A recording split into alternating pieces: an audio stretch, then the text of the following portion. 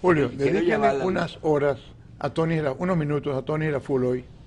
Hoy 19 de febrero se le dará el reconocimiento formal en el Teatro Nacional a las 7 de la noche ante nuestro amigo y hermano Tony Raful Tejada, ganador del premio. ¿Pero viene para acá? No. Premio de Pero Nacional recordárselo de a los Literatura, amigos. Seguro. Ayer se le hizo a otro amigo A Jesús. médico. Tengo a una Jesús. querella contra él yo. Señores, yo quiero decirle al doctor, pedirle un favor al doctor Hanna, tenemos tiempo, y es que estos programas a veces quien lo agenda es el público. El doctor dice que nosotros tenemos un problema que vamos a tener que dejar una lápida hecha para añadirla a la que nos vayan a poner nuestra familia, que te veo con el doctor Hanna. Te veo con Julito los miércoles. Entonces, con respecto a eso, sabemos que es el mensaje. Enfermedad, la enfermedad. ¿Cómo le entra la enfermedad a un ser humano? ¿Por dónde entra? Y el doctor dice a veces cosas, el agua y el jabón. Pero, ¿qué enfermedad? Los virus, las bacterias, los bacilos, los microbios, los parásitos, todos los tipos de infecciones, la mala práctica médica, el error diagnóstico, los placebos, medicinas que no sirven para nada, aunque no es la palabra placebo cuando es a propósito. La iatrogenia. Cambio,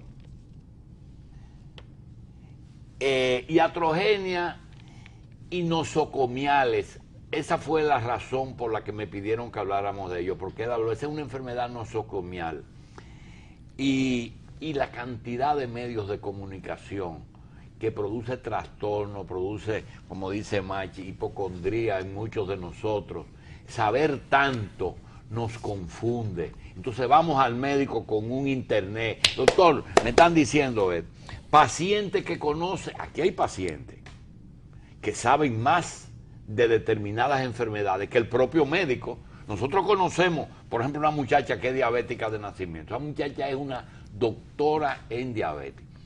Hay un joven que se llama López Nieto, que tiene un hijo que es diabético. López Nieto sabe más de azúcar, de metabolismo, de carbohidratos. Sí, que cualquier dominicano que yo conozco. Pero Entonces, no puede tomar decisión. No la toma, le da seguimiento, pero bueno. con una conciencia clara de eso. Y próstata, señores, yo tengo un amigo en Romana que sabe más de próstata que el que la inventó. Dietas, aquí hay famosas personas. No hablemos de diálisis y de diabetes. Doctor, dentro de eso nos piden que si es posible que algunas enfermedades que se puedan evitar con vacunas de estas, es decir, ¿cuántas enfermedades hay de vacunas? Y si el Estado puede decir, mira, todo dominicano que necesite una diálisis o todo dominicano con diabetes, el Estado se va a asumir eso, sea por salud pública, por la seguridad social, y poder prevenir la mayor cantidad de enfermedades posibles. Julio, yo creo que todos nosotros soñamos con la idea de un seguro universal que cubra a todo el mundo y que cubra a todas las condiciones que le puedan surgir a un ser humano desde que nace, inclusive en el vientre, hasta que muere. Ese es el mundo ideal, es el mundo perfecto, es el mundo donde el dinero no es un factor, pero que cada uno de nosotros tiene que aportar para lograr eso. Y ese es el sentido de la ley que crea el Sistema Dominicano de Seguridad Social. Un sistema universal que se le aplique a todo el mundo y que cubra todas las condiciones del ser humano. Desgraciadamente, hace 10 años, 8 años de Leonel Fernández y lo que va del presidente Medina, donde no se han hecho las adecuaciones necesarias para que ese proceso sea universal y total, completo. Se dejó como nació. Imagínate que el niño nace con un daño cerebral y tú lo dejas ahí en la cama por 10 años. Una especie de vegetal que a veces come, que hace pipí y hace pupú. Y así está la ley de la seguridad social, que necesita su adecuación, que necesita la resolución que revisa la ley y la adecue a los tiempos actuales. Todo ha cambiado en el mundo, todo ha cambiado. Nosotros, más que nadie, yo quisiera que tuviera una foto tuya de hace 12 años para que la comparara con el de hoy. Entonces, todo ese proceso necesita una decisión política y una realidad social. ¿Cuál es esa? Tenemos que aportar más, los que no están aportando nada, para poder cubrir a todo el que se enferma, tenga o no tenga seguro social. Porque la ley es para todos. Para el que trabaja y para el que no trabaja. Para el sano y para el enfermo. Para el que cotiza y para los familiares del cotizante, pero también para el que no cotiza. El espíritu de la ley era crear un sistema único de salud para todo el mundo. Demasiado perfecto, demasiado ambicioso, nos dijeron a nosotros en Europa cuando presentamos esa ley de seguridad social. Una herramienta de desarrollo económico, social y político para un país que entró por la puerta de atrás a la seguridad social. Nosotros somos de los últimos países en entrar a la seguridad social. Todavía teníamos seguro social en el 2000 cuando yo ingresé al gobierno en esa fase. O sea, que sea muy ambiciosa. Oye, tú y yo hablamos aquí de estancias infantiles hasta cansarnos. Sin embargo, no ha pasado nada en estancias infantiles. Hablamos de manejo del envejeciente. ¿Qué puede hacer el Estado para que una persona de la edad nuestra, ya envejeciente, se sienta mejor si no trabaja, si tiene tiempo libre, si está sano o si está enfermo? Pero todo eso hay que adecuarlo al tiempo. Así como todos los días se modifican las reglas de juego de una cosa u otra, la seguridad social necesita que el presidente Danilo Medina se junte con el Consejo Nacional de Seguridad Social y haga la adecuación necesaria. Y si hay que mandar la ley de vuelta al Congreso para arreglarla, modificarla, adecuarla, añadirle o quitarle, esto es una decisión política del presidente de la República. Que el Congreso pudo haber tomado una iniciativa también. Pero alguien tiene que someterse a ya es una ley. El Congreso no cambia una ley a menos que tú no la sometas al cambio. Con respecto a en cuanto a nosocomiales. No, en cuanto a cómo se infecta, a veces dice, lávate las manos. Enfermedades, te dicen enfermedades de transmisión sexual. Señor, enfermedades de transmisión sexual no se refiere a gonorrea, chancro y sida. Se puede referir a todo aquello que por el contacto con el sexo opuesto o con otra persona, tú te infectas. La principal infección por gripe es el contacto personal entre una mujer y un hombre. Que no tiene que ser necesariamente sexual. La cantidad de enfermedades que se transmiten por la saliva, pero la gente no quiere hablar de eso. Las relaciones orogenitales, que hay médicos que se oponen totalmente. Cuando el hombre dice hay vida en Marte, no está hablando de que hay un hombre y una mujer, un caballo o una vaca. Están hablando de virus, bacterias y partículas tan pequeñas que el ojo humano no ve. Pero y que el organismo no está acostumbrado a eso que hay allá. Puede estar acostumbrado, pero no en la calidad, no en la forma, no en la variedad o en la presentación. Y todo eso causa una nueva enfermedad. Tú coges influenza, que es el virus más conocido ahora mismo. Y todos los años la influenza cambia el virus porque pasa a través de animales, muta, cambia y vuelve al ser humano y produce otro tipo de infección. Sí, pero usted ha dicho mucho una cosa. A veces tú dices, bueno, la infección está en todas partes, depende de la cantidad del elemento que transmita. Es decir, tú puedes tener en las manos una cantidad de infección, pero si tú te la lavas la disminuye. La boca de un hombre sano, cepillado, contiene más bacterias que la población del mundo. Más de 7.000 millones de bacterias tiene la boca de un hombre sano. Que se cepilla, sano.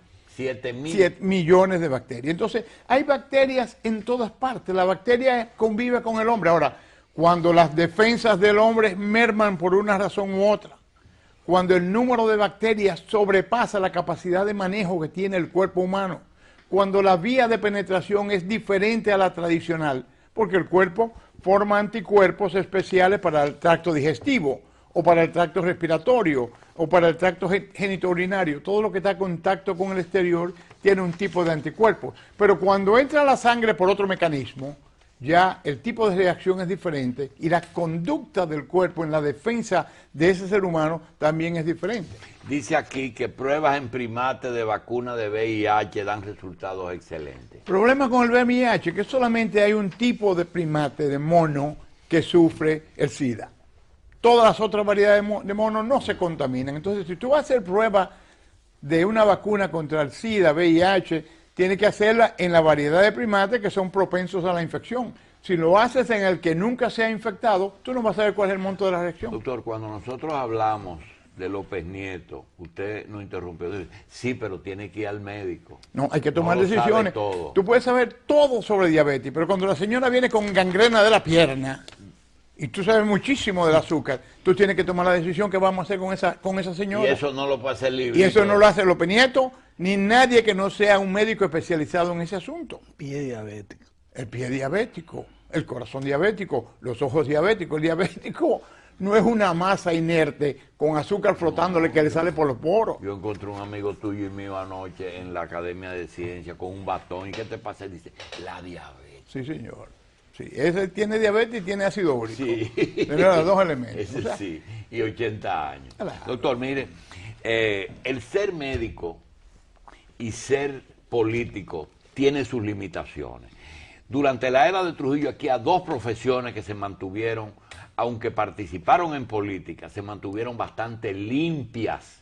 Trujillo y el régimen no pudo contaminarlos demasiado, que fue el maestro y el médico.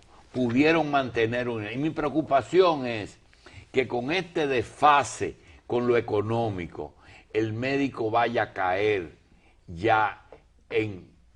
Doctor, haga su trabajo y tenga su cuarto, y no quiero nada personal. Y yo creo que eso se está perdiendo. Doctor, aparece esto. No hay plaza para tanto médico. Bueno, Aplique eso aquí. mira lo que pasa con nosotros. Tenemos 42 universidades y 3 grandes institutos y todos gradúan a todos los profesionales, incluyendo muchos médicos. El número de plazas disponibles para hacer lo que se llama la pasantía, ese periodo de un año que va entre la graduación de la universidad y al ejercicio pleno con su ex-equator, es un número limitado. Puede haber 1.500 plazas de pasantes, pero hay 2.500 y 3.000 graduados cada año. De eso la mayoría consigue una plaza cerca de la ciudad, pero los otros tienen que irse lejos y sin sueldos. Entonces, a los 6 años de estudios universitarios, ahora tienes que añadir un año viviendo en la frontera, costeando tus propios gastos en la mayoría de las veces, y entonces para lograr un puntaje necesario para participar en una residencia médica. ¿Cuántos médicos necesita una población en relación a su número de habitantes? ¿Y qué tipo de médicos necesita la población? La población en general, para eso que sea prevención de la enfermedad y promoción de la salud, necesita sobre todo médicos generales, técnicos y enfermeras que puedan enseñar a la población cómo mantenerse Sí, doctor, sano. pero mire, si usted se retrotrae a la época de la juventud de nosotros, usted recuerda que el Monseñor de Meriño, el Padre Segura, un Padre Bobadilla del Cibao, un grupo Esquea, creo que en Samaná, unos sacerdotes, lo graduaban en el seminario, lo mandaban a un pueblito y ya a los 3, 5 años ya ellos estaban creando familia por un elemento natural. Sí. Es decir, el hombre tiene tendencia a la soledad y a esa cosa, que yo no lo veo mal. Sin embargo, llevando eso a la clase médica, usted gradúa un médico en la universidad, en vez de irse a Danbury Hospital o a Cleveland Clinic o a Miami, coge y se va para el Mamey de Puerto Plata. O los Cacaos. Se cae en lo mismo, doctor, que el cura. Claro, Pero claro. es Y lo peor, mismo. y peor, porque ya tú no tienes los recursos necesarios para atender esa muchacha de 17 años entre labor de parto. Tú no la conoces. Son las 2 de la mañana y te tocan, porque tú vives localmente. Y Entonces, no hace 10 partos y diarios. de repente tú tienes ante sí una decisión de una cesárea, porque la niña puede morirse, después morir el producto. Aquí tú haces cesárea 100 todos los días. Allá tú vas a hacer 1 o 2 en ese año. Y está corriendo el riesgo de que si fracasan la cesárea, los familiares entran al consultorio y te matan, o al hospital, o al centro médico. O sea, todo eso tendrá que rearticularse de nuevo. Tú no haces nada con mandar un médico o 2 médicos jóvenes a los cacaos, donde no hay asesoría, donde no hay enseñanza. Hay comadronas. Pero hay esperanza de que tú te puedas... Sí, pero aquí, en los 20 años que tenemos ya conversando, ¿Usted se acuerda que usted hablaba de los centros especializados, que no hay que mandar gente fuera, que lo que tiene Sedimac aquí, Sí, sí. es decir, centros de acopio especializados? El corazón no es necesario mandarlo a Filadelfia. Usted puede hacer cirugía aquí. Pero las residencias infantiles, de que la mamá pueda llevar al muchacho, de eso se ha hablado. Pero usted habló de otra cosa que yo quiero preguntar si ya eso se eliminó con las carreteras, los regionales. Es decir, ese médico tiene tiempo para mandar a esa mujer al Cabral Ibáez. De eso O al de hablábamos Asua. en el programa de gobierno del presidente Hipólito Mejía, es crear los centros regionales, pero funcionales. Lo mismo para el transporte vial, un helicóptero en la carretera Duarte, un helicóptero en la Mella o en la Sánchez, de manera que si hay un accidente, ese helicóptero pueda rápidamente, en cuestión de minutos, estar ahí, o una buena ambulancia con médicos y con técnicos para hacer eso. ¿Cuál es el tiempo mínimo para salvar una vida? 15, 20 minutos es crucial. Cada minuto es crucial, pero dale 15, dale 20 minutos. Y si se para el corazón, 2 minutos. Depende de lo que pasa con los que están alrededor de él. Si ellos saben cómo aplicar métodos de resucitación cardiopulmonar, pueden salvar la vida de esa persona. ¿Y cuando la sangre se coagula? Es un proceso más tardío, pues generalmente el cerebro tolera 6, 7, 8 minutos sin oxígeno, decimos nosotros. Hay casos de niños que se ahogaron en un lago helado y tuvieron 1 hora. Pero por hibernación. Porque doctor, el cerebro entró en otro proceso. Doctor, metabólico. la última pregunta. ¿Sigue en aumento el número de maestros que sale del sistema por problemas mentales? Dieron unos números que yo creo que están exagerados. Déjame preguntarle al doctor porque dice, tiene que llamar la atención a las autoridades. En el 2008 el porcentaje de maestros que sale del sistema por problemas mentales era de un 13 y en 4 años aumentó a un 23. ¿Realmente usted cree que ese es un número que los maestros están aprovechándose de ese diagnóstico o que eso es real? Eso es real, doctor. Lo que pasa es que a veces nosotros interpretamos aquí y no somos César Mella. Problemas mentales son que están locos. No, doctor. En la profesión de maestro hay ansiedad, hay angustia, hay depresión, hay necesidad. ¿Cómo tú sales de tu casa dejando las neveras vacías y no hay comida para los niños para enseñar a otros? Oye, entonces, esas profesoras que tienen años cobrando 5,000 y 6,000, no está loco, está deprimido, está ansioso, no tiene angustia, no tiene ganas de enseñar, doctor. Y eso, la depresión está malo como la esquizofrenia. Igualita de mala. Cuando a ti te dice fulanito está deprimido y tú vas y le preguntas, y tan deprimido que suicida, porque no quiere decir la palabra, dice, yo estoy pensando en eso, doctor, yo he pensado en eso varias veces, yo soy cristiano, pero oye, me llevan a la desesperación, no tengo forma. Hay mucha gente que piensa en el suicidio. Mucho más. Mira, en el Cibao hay 26 suicidas en este año, en 50 días. O sea, cada 2 días se suicida una persona en el Cibao. En España dicen, expertos piden al gobierno que detenga la proliferación de facultades de medicina. Aquí podríamos estar así.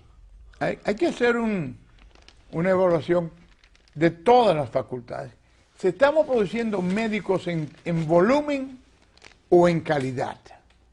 La UAS, la vieja UAS nuestra, teníamos 100 estudiantes en un aula, sí, pero se graduaban 67, 68, había deserción. Y había deserción, pero también la calidad que se le exigía al estudiante, desde el saco y corbata a nosotros, hasta un examen oral contradictorio. En el 64 solamente se habían graduado, desde que se fundó el Instituto Profesional, 4,000 médicos. En el 69 ya habían 9,000. No, y ya estamos en 37,000, 40,000 médicos. Pasa con el médico como pasa con el... ¿Y de eso cuántos están fuera? Puede haber un 10, 12, 15% de médicos fuera del país.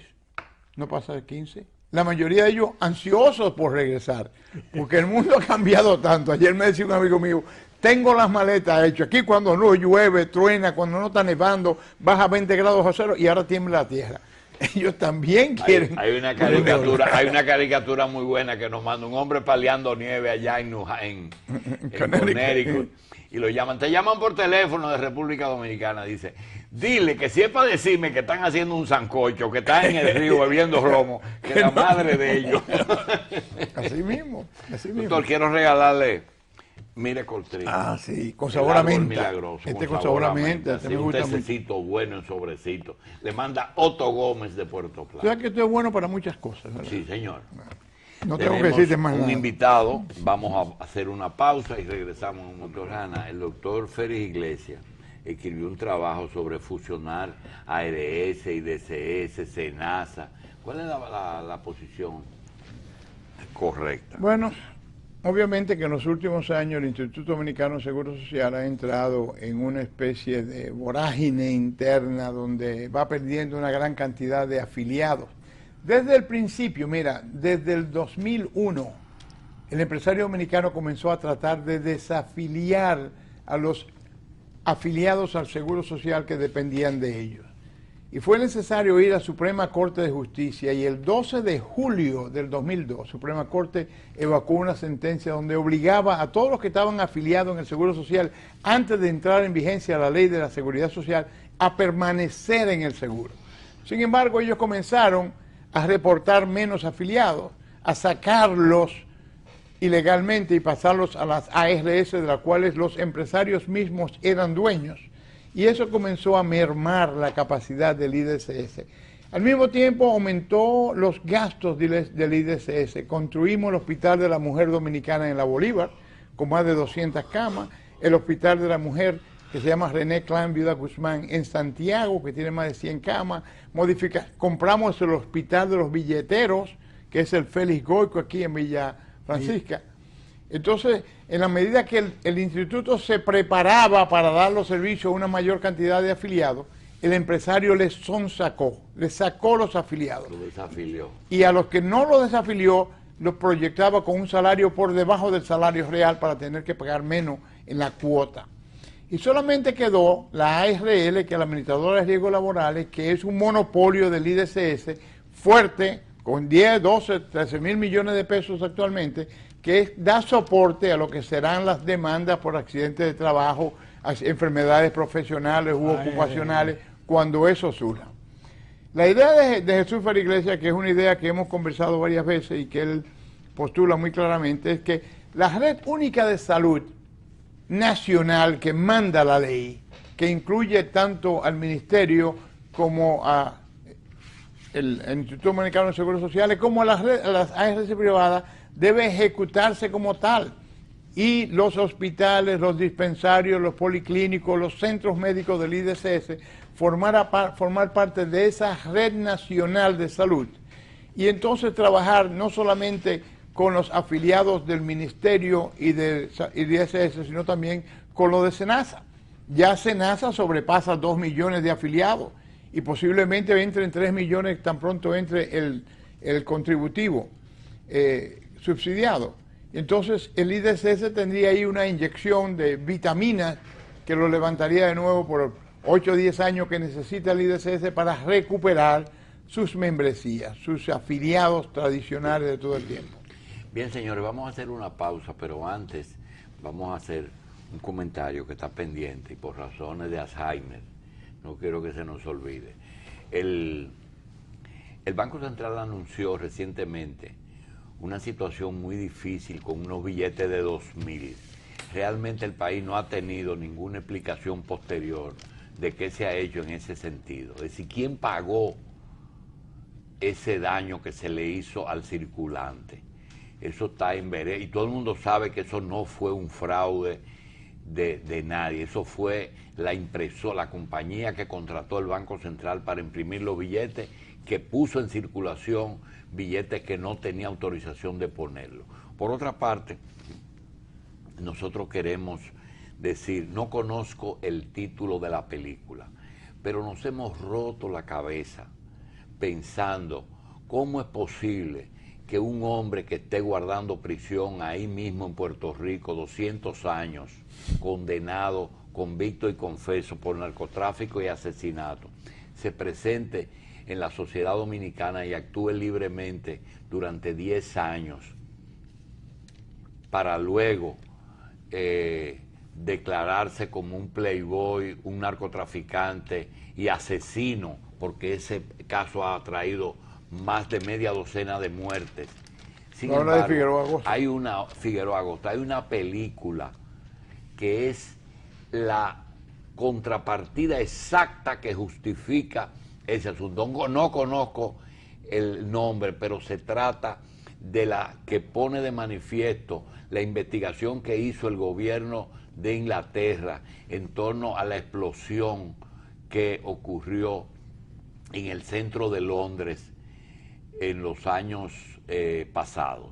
Ahí se trajo un turco de Alemania, se infiltró en las filas terroristas y ese señor engañó el servicio de inteligencia británico y se convirtió en un verdadero terrorista. Esa es una situación exactamente igual, salvando la distancia y las situaciones de Figueroa Agosto. Son las fallas de los gobiernos y la autonomía que tienen los organismos de seguridad, independientemente de las intenciones de los presidentes. En otras circunstancias eso se llamaba síndrome de Estocolmo, cuando tú llegas a un lugar y te identificas con la causa de esos que te secuestraron y te hace parte de eso. Y llega a cometer los delitos y los crímenes que esa eso organización fue más produce. específico. Eso, fuera de cuando te secuestran, que tú te identificas con el secuestrador y llega un momento hasta identificarte con ellos, no. Ese fue un turco de Turquía que, digo de Turquía porque nosotros somos turquitos aquí, un turco de Turquía que llegó a Inglaterra y en 2 meses se convirtió en ciudadano inglés, teniendo y nadie se explicó por qué, llenando trámites que necesitan hasta 3 y 4 años. Ingresó y participó en una cosa que produjo 21 muertes en el centro de Londres. Eso es algo que recomendamos ver, le vamos a traer el nombre luego. Tenemos a un político y vamos a hacer una pausa para regresar.